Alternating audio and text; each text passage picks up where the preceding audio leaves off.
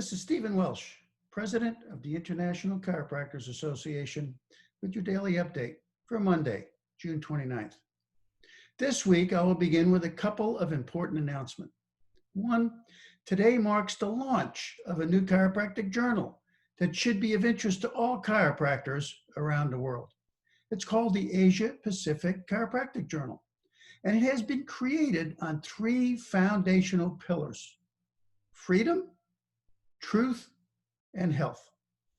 And quoting Dr. Philip Ebrel, the editor, and I quote, "It has been launched with the understanding that health is both actualized and potentiated," meaning we embrace the idea of chiropractic care not only for correcting particular problems as they arise, but also its greater power of contributing to the potential to optimize an individual's health and potentiate their well-being. Well said, Dr. Ebrel. Now, I'd like to invite you to visit www.apcj.net and check it out, and particularly take a look at the three submissions on chiropractic and the immune system, that topic that has generated so much controversy within our profession. And then my second announcement is today marks the beginning of the end of the ICA Daily Update. You see, despite what you are seeing and hearing in the headlines, this crisis is nearing its end.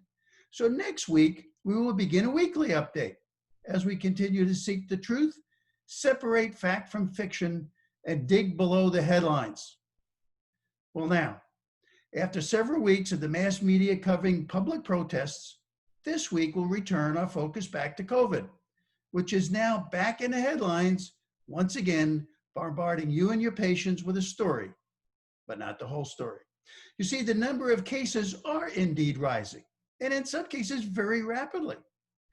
But I would suggest there's no reason for alarm. You see, a case today is not the same as a case was 3 months ago. Let me explain.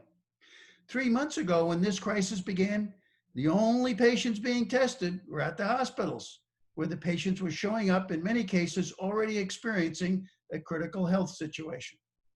3 months later, however, we now have very important pieces of information.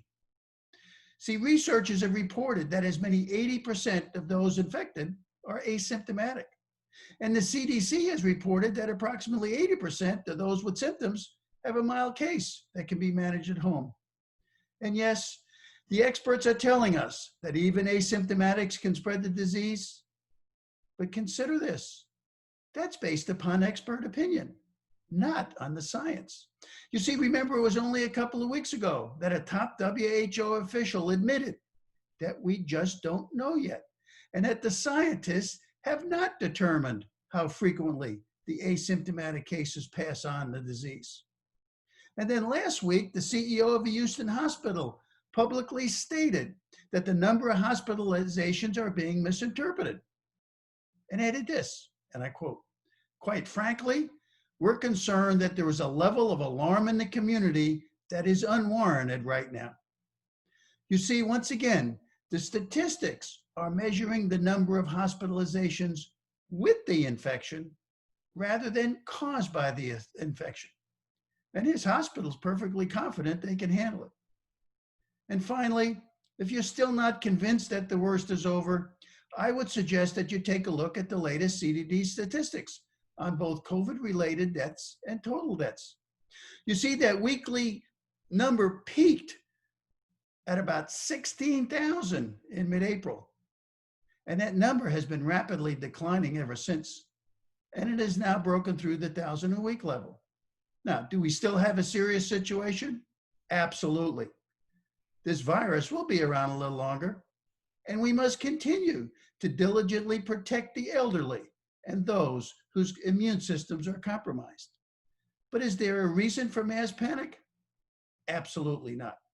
At least that's what the data is telling us. Well, that's my update for today.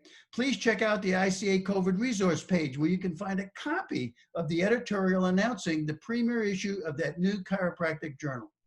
And meanwhile, please reach out and connect with the ICA. We are here for you to help your patients. because they still need that reassurance that there's no need for mass panic. And don't forget, you are truly their beacon of hope. And we will get through these challenging times, and we will do it by working together. Thank you.